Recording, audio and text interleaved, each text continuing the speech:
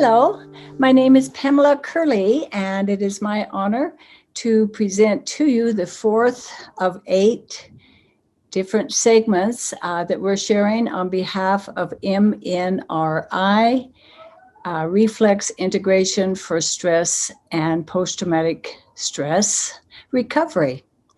So it's going to be my honor today to share with you a process that we call embrace squeeze. So what we're going to be doing is that we're going to be talking about ways to find healing, to find growth, in order to recover from stress, in order to recover from post-traumatic stress. And we're going to be using touch as our modality today.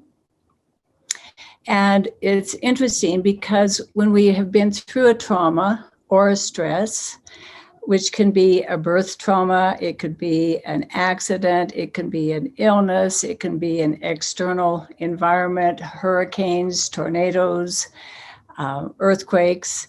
It can be an insult. It can be any sort of trauma that gets memorized in the body. And often in those cases, it's kind of hard to receive touch because it doesn't feel safe. So we're going to, interestingly enough, use touch to heal touch. And that will happen because of a very thought out, a very clear approach that we use to allow touch to move from danger, from protection, to have it move, on the other hand, into safety and confidence and comfort. So what I'd like to do first is to show you what I'm going to be working with, and then I'd like to go into details about what you have learned so that you understand why we do this. You understand how it helps and what the procedures are. Okay, so I'm going to share my screen. The process that we're going to be using is actually called embrace squeeze. So embrace squeeze is simply a way to use the limbs. We're going to be using the top of our arm and the bottom segment of our leg. And we're going to be embracing these limbs. And let's go ahead and do it and experience it first. And then we'll come back and explore the reason behind this is so comforting and why it is so integrating for the body to experience this. So what I'll have you do first is just to take your hand and to embrace your arm, as shown in the picture there. And it's just a matter of embracing with your fingers apart. So I'm going to close so you can see. Okay, so I'm here. So you see my fingers are apart, and now I'm going to make a very rounded, here's my thumb. Okay, I'm going to make a very rounded squeeze, and I'm going to hold that and make it even more firm, tighter, a little bit stronger of a squeeze, until you can really feel the depth of the squeeze. And we're holding that for at least 7 seconds. Now that we've done that, I'm just going to let go of my squeeze and relax my hand, and I can feel my arm come back to its natural position again, return to neutral. So I'm going to also be showing you a few things to not do, because it would create the reverse outcome that we're looking for. It's very important that we not grab the arm. Do you see how my fingertips or my fingers are together now? And that it's very firm and they're very close together. That is a grab. And that will not create what we're looking for. This will actually alert the body to danger, and the body will want to pull away. So we're going to change how we're holding the hand. This is very important. We're going to change how we're holding the hand. I am going to be grasping with my whole palm. So I use the palm to grasp, And I use all of my fingers to grasp, and I use my thumb to grasp. And they're all giving an equal, rounded pressure. So the most important thing is that it's round also.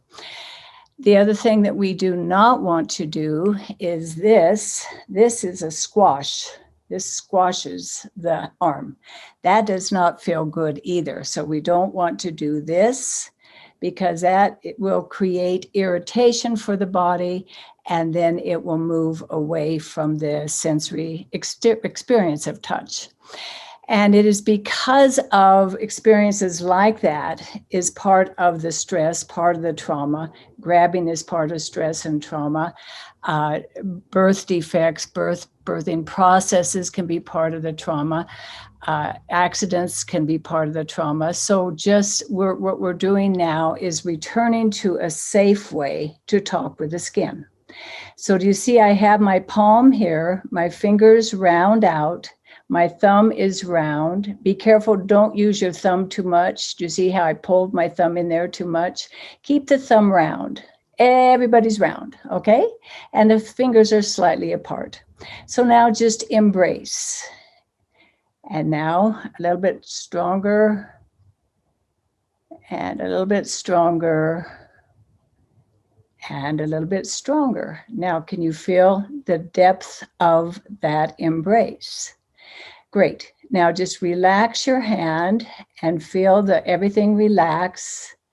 And now take a breath, and now move up the arm. So we're going to do this moving up the arm again. So we usually count to 7. So I'm going to count to 7 while I embrace. 1, 2, 3, 4, 5, 6, 7. And it got stronger and stronger. Now I am just going to let my embrace relax, and the arm will feel relaxed at the same time. So let the arm experience relaxation as well as the proprioception. Now come up one more time. And again, embrace, count at least to 7. Now, if you're working with developmental delays or with very severe trauma, you can hold longer. Holding longer and stronger lets the body find safety. So a minimum of 7 seconds. Do not rush this process. Okay, now relax the hand and wait. Great. Now we'll go to the other hand, other arm. Again, embrace.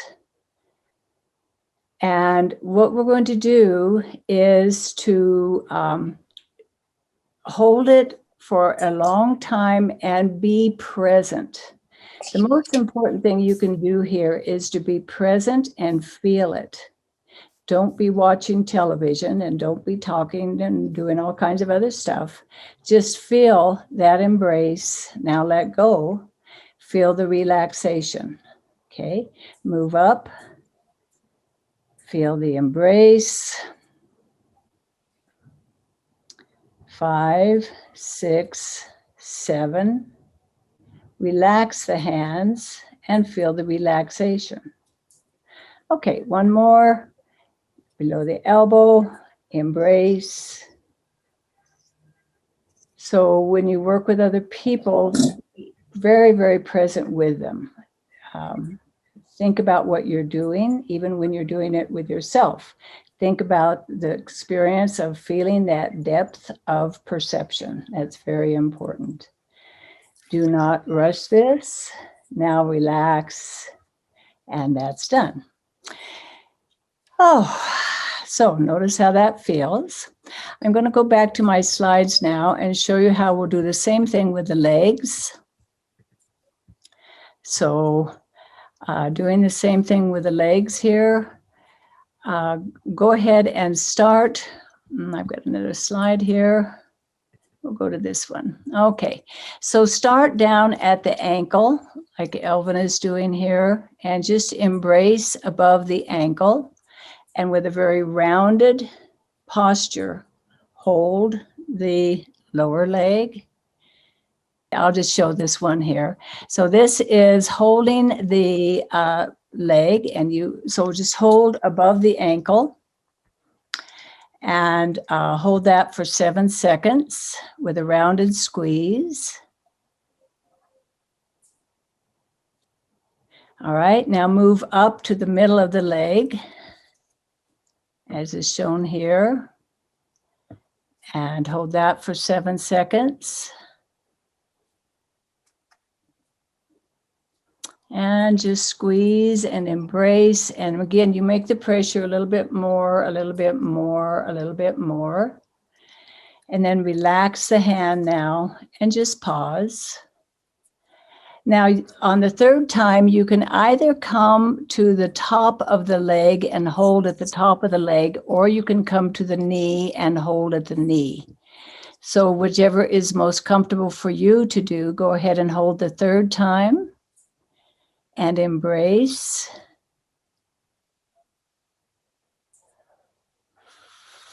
4, 5, 6, 7.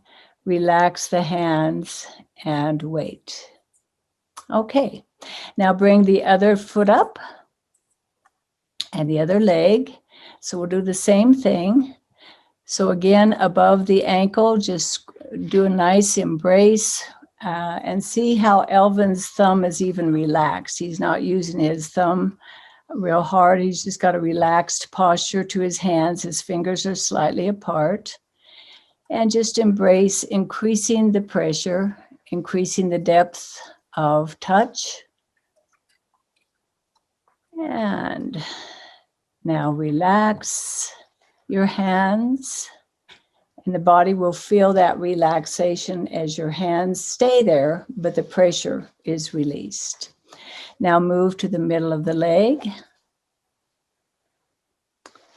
and repeat that one more time. Now the thing is, how many times do you do it on the leg? It depends on the size of the person. So as you're squeezing, I'll just talk here. With a baby, you'll just have one because your hand covers their whole leg. With an adult, you can do 2 or 3 connections. So however much space you have, how much room you have. Relax your hands now and wait. Okay, so now move up to the third one. It's at the top of the leg or at the knee. So again, this is going to be just a way to experience this relaxation and to find that comfort that the body had lost. So let me explain to you, that is what you will be learning from this segment, from this class. And I would like to now explain to you why this works. I mean, that was very simple, but I want you to know it's also extremely profound, okay? So what I'm going to do here is I'm going to bring up the PowerPoint one more time. And there we go, boom. And here we are. Okay, so this time what I'd like to do is share with you a slide that shows different skin receptors that we have. So when we're working with this process, we're using one of 11 skin receptors that are the part of our body that will be the messenger, if you will. They will carry the information of a sensory stimulus from the point of touch, and it carries it up to the brain. So we have many messengers. They're called skin receptors. And so the skin receptor will be helping us to get this information. And they're located in different parts of the skin. As you can see here, some of them are very superficial. They're at the top of the skin, at the surface of the skin. Some of them are deeper in. The Ruffini corpuscles are in the middle there, the blue. And the Merkel is up at the top. The Vata Prachini is down at the bottom. The green is down at the bottom. So there are many receptors and messengers of touch, and they all have a purpose. They all will work for us when we are in stress. And the thing is that when we're in stress, they actually become messengers of danger, and they will protect us with memorizing the experience, with rehearsing the response to the experience. That then becomes a pattern of reaction of the brain. So we want to go in and re-educate this so that we are not repeating the patterns of reaction. What we want to do is reset. We want to reset the tactile system to work and to be functioning not from a place of danger, but from a place of safety. So to do this, we are going to use the skin. Now, here's something that I find to be very interesting. When the skin develops, when the whole body develops, when we are in utero and we're one cell and we start to divide and we start to divide and we start to divide, in that division, there becomes 3 layers of development. One is the ectoderm, the mesoderm, and the endoderm. Now, the thing that I really want to point out here is that the ectoderm is the same source of development that the nervous system and the nervous system and the skin all come from the same source, from the same germ cell. Then the mesoderm will make the muscles and the skeletons, and the endoderms will make the different organs and glands. But let's look at this one layer of development that creates the skin. And you guys, here's the important thing. It's creating the skin, but it's also creating the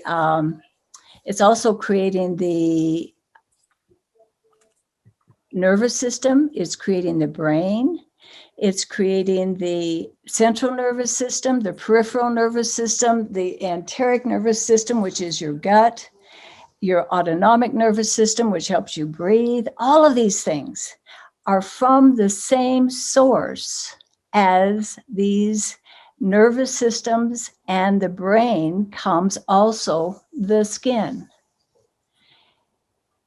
What this means is this: when we work with the skin, we're actually working with the nervous system. We're actually talking to the nervous system. And this is why work with the skin is so very important. We all know the importance of touch. If there's been some research that years ago when in orphanages where children did not receive any touch, their ability to thrive was very limited, because touch is critical for healing, is critical for growth, it's critical for development. It actually even helps growth hormones so that we literally grow because of touch. Now, as I was saying, when we have a traumatic experience, the body will activate these skin receptors to figure out, oh my gosh, there's something happening here. I just stepped on a stone. Ouch, it hurts, it hurts, it hurts. I must get off of the stone quickly. So this is there to protect us. And what happens is if there's trauma that is very strong, the receptors become hypervigilant, if you will. They work too hard. They work too over patterning. So, and again, that will send a message to the brain of, okay, here's danger, get out of the way, move away, and do it this way, and react, and I'm going to give you pain, so you make sure to get out of the way. Now, that's good when you're having danger, but if there's no danger, which I don't see or feel here right now, there's no danger in this room right now, I need to let my skin feel the safety of being in a place that there is no danger, okay? So we have to re-educate the skin through the skin. We have to educate tactile through using tactile. So what I'd like to do now is share with you why some things are perceived as pain. And the reason is it depends on what pathway the sensory stimulus goes up. So if, for example, let me get my helper here.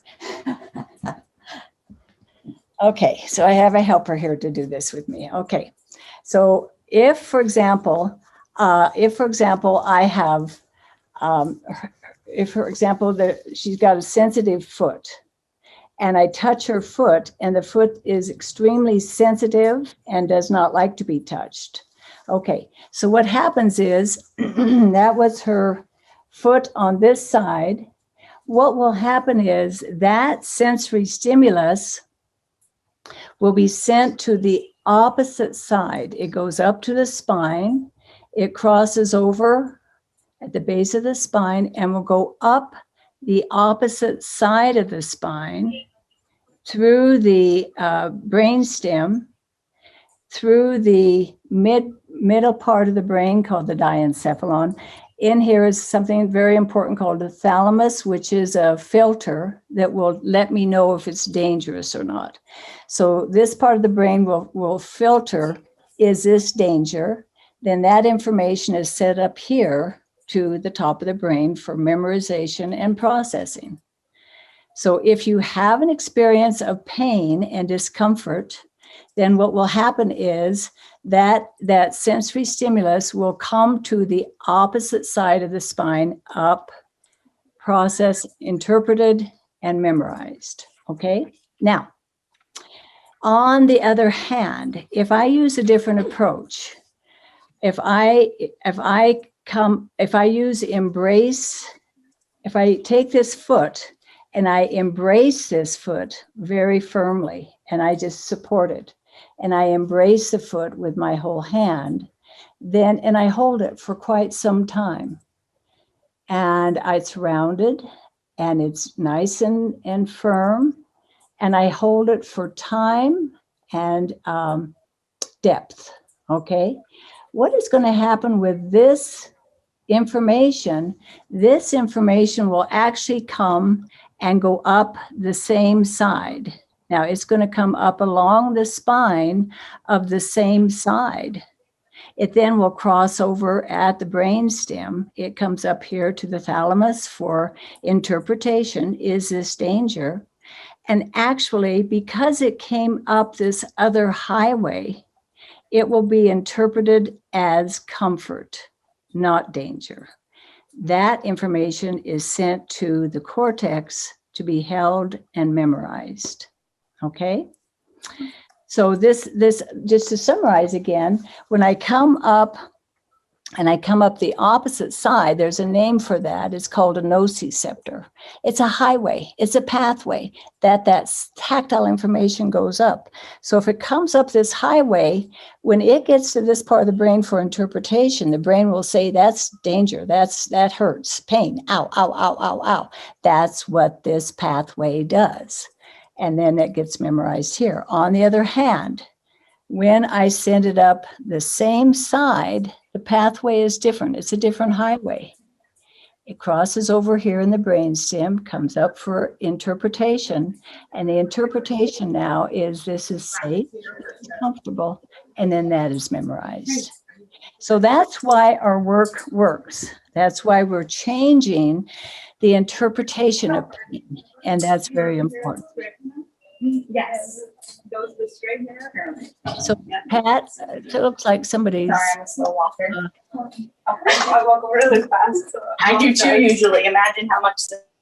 There we go. Thank you. Okay. All right. So that is that. So now, I hope that understands. I hope you understand why that works and that we're getting those results. So what I'd like to do now is let's look at a couple things here. Number one is that this work is done with children and with adults. And sometimes they don't like this. It's not an automatic love it sort of experience. Some people are so sensitive and the pain is so deep. Pain can be physical, mental, or emotional, but it is uncomfortable touch. So if that's the case, what are we going to do? How can we work through this challenge of the children and adults who don't want to be touched, yet that's what they need more than anything? So I'm going to give you just some hints of things to do. One will be to have the person work on themselves. So that's why we do this self embrace squeeze first, because that's very safe. That's very safe. And then it could be that I have a friend here to help me. Let me just have you come over, just bring your chair over. Okay. It could be that she is going to be just this is Catalina, by the way. Okay. So I'm going to have her do the embrace squeeze. Okay. If you want to come back a little bit even more this way. There we go. There it is. Good. So she's doing that by herself. Now, it could be that I could even come in at some point when it's safe for her. I could come in and squeeze with her. And then we're going to move up. And then I'm going to squeeze with her. But she's the one doing the squeezing. And it's really quite amazing that when it's not safe for somebody else to do the touch, if they do the touch themselves, it is safe. Okay. So that's a good thing to know. Now, another thing that we can do is if you just want to make mental thoughts of these things, if I'm thinking of children with developmental challenges and children on the autistic spectrum, people who, adults who have had traumatic illnesses or accidents.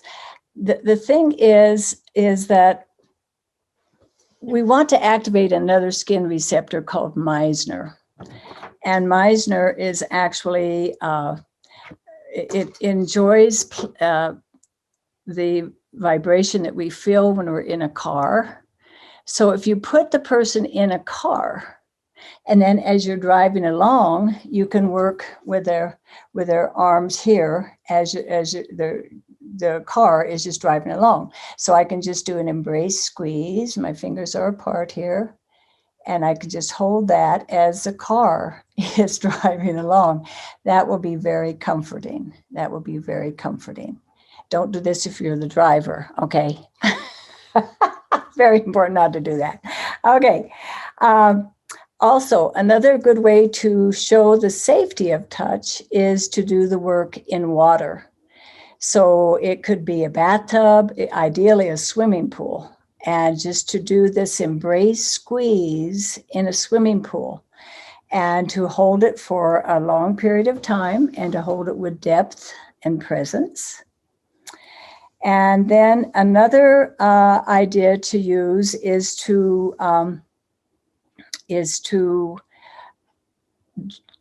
do the work. These are three concepts. This is kind of a summary of all that we've done. Okay, so when I'm holding with again depth. And I'm holding, if you want to maybe just stand up with me, or we'll see here. Yeah, that way they can see your hand. Okay. So what I'd like to do here is show you how I'm going to do this with somebody for them now. So the ideal way is to put my hands like this so that, that my fingers are on the heel of my hand and on both sides, and my fingers are hidden there. Do you see how round that is? So if you want to write down the principles of things that are very important, one is that the hand is circular and that the fingers are round and have a lot of zone. So I'm using all of my palm, I'm using all of my fingers, I'm using the rounded part of my thumb. So everybody's round and I'm using all of that area. That makes it safe. So area, depth, time is very, very important. Put all of those qualities together and end it by being completely present with the person. So if I'm here, I just put one hand underneath. I catch those fingers with my palm. I hide those fingers. I bring the other fingers here. I hide those fingers. I now have round, okay?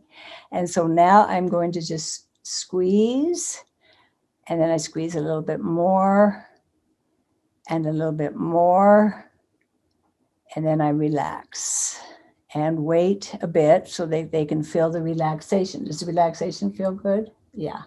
Then I'm going to move up and do the same thing again.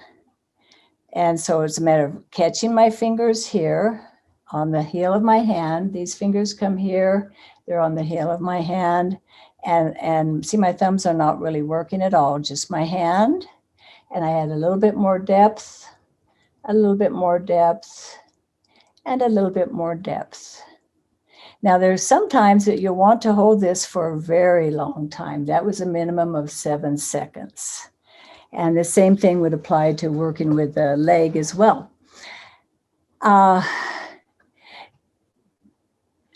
One time I worked with somebody, and she had just been injured by somebody, and so she was telling me the story of her injury. I just walked up and took her arm and started doing this with her, but I held them for quite a long time, and I worked with them for quite a long time. And then it was quite amazing because she seemed to calm down. We always want people to hear our stories. That's very important. And she started feeling more relaxed inside, and she started feeling better. And then I was being called to the other side of the room. So I started to leave, and she said, "No, you come back here and keep doing that."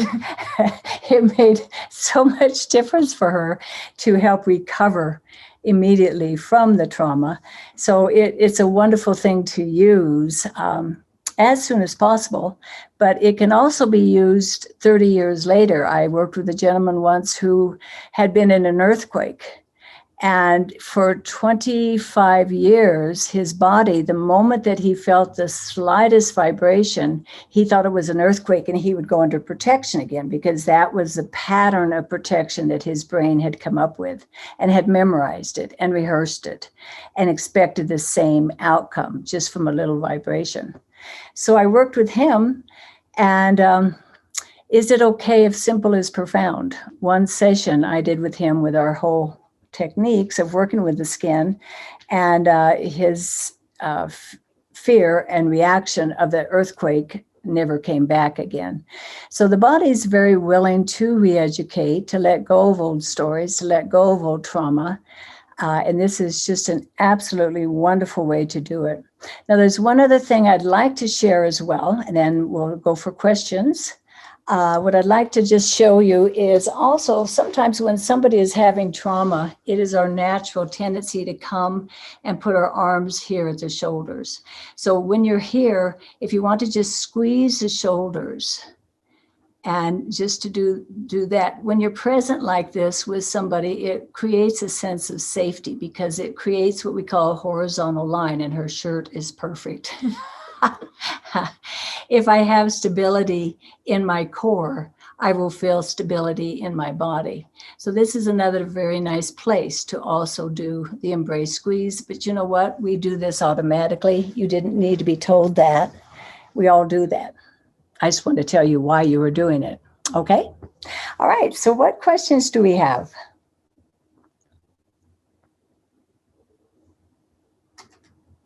You take a look. And feel free to put your questions in the chat and we'll answer them. There's 2 that are sitting there. Can we hold any body part, self-touch, to heal? We work with the limbs. The limbs. Okay. Mm-hmm. And then the other one that was pertaining to I think the second exercise, how do you hold your bottom hand on your leg?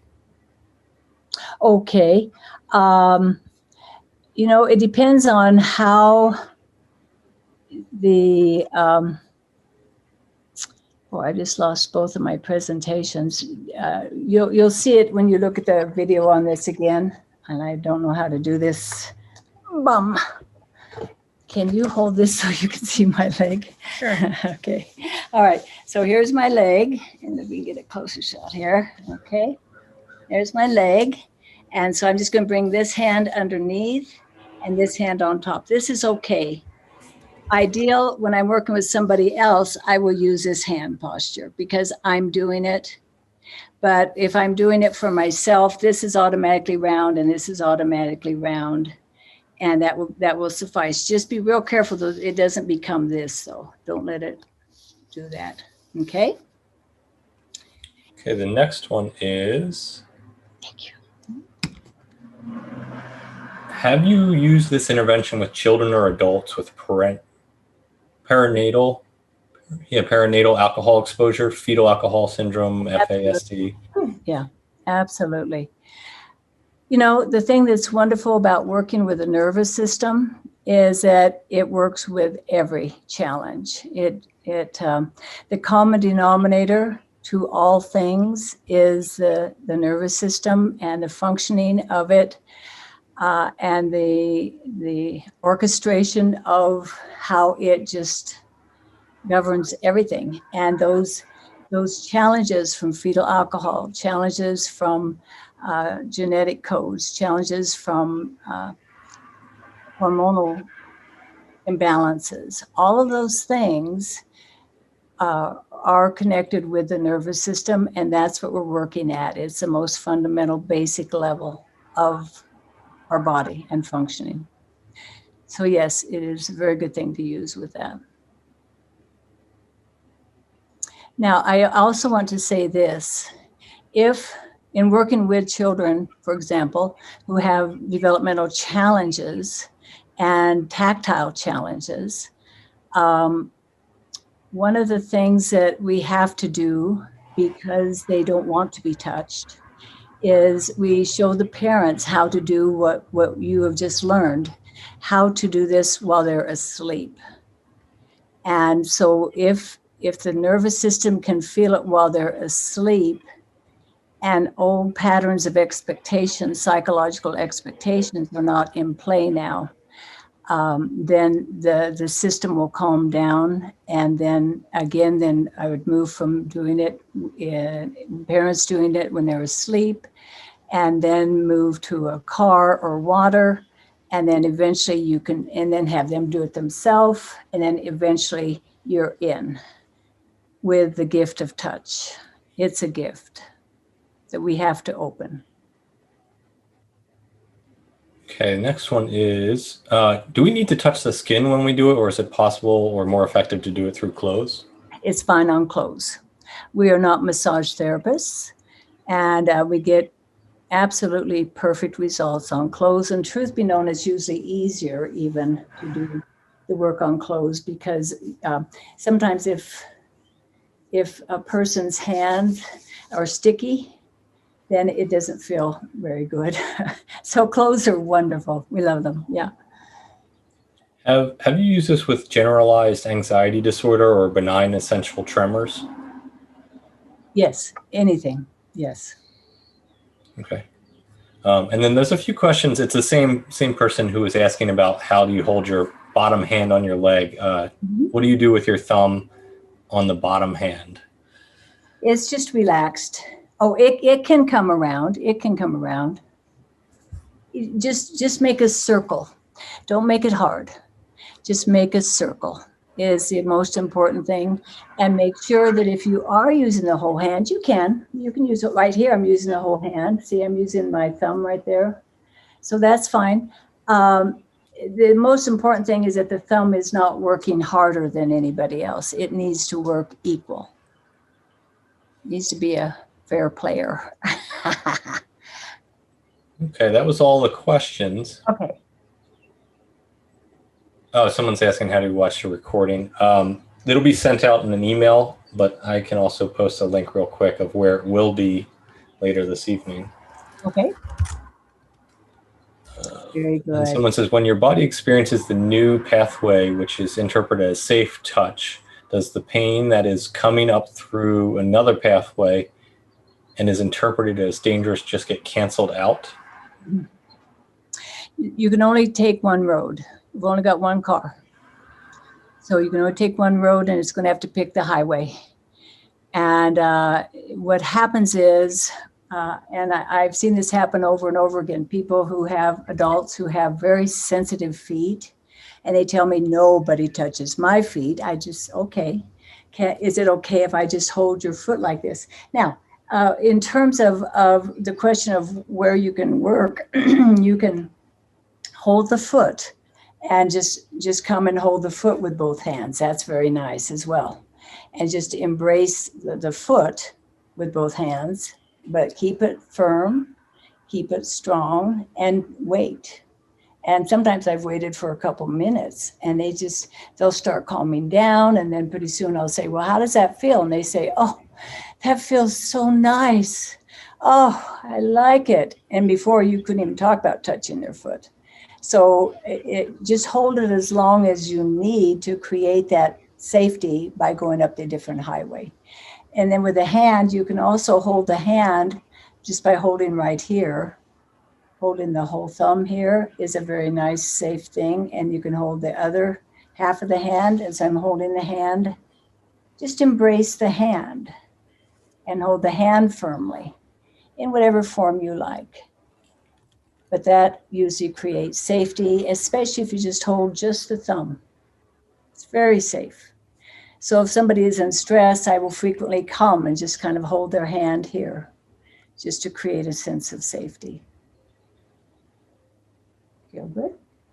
Okay. I think that's, hold on, here's another one.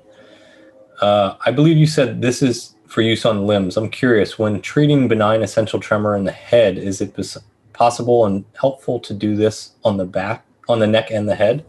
No. No. Our pressure is nothing that we would ever use on the neck or the head. Okay. It's just for the limbs and the extremity, hands and feet. Yeah. Yeah, I think There's other techniques we would have for, we have a lot of specialized techniques for specialized challenges. Yeah. Next week, we will be learning about a specific reflex that kind of governs our freeze response, that does govern our freeze response. So we're going to be learning about that. We're also going to be exploring a movement that has to do with our upper body and our limbs, because like we talked about with trauma, we kind of go into our core. And so now as we're building, out with our limbs, we're going to kind of look at how we can go outwards.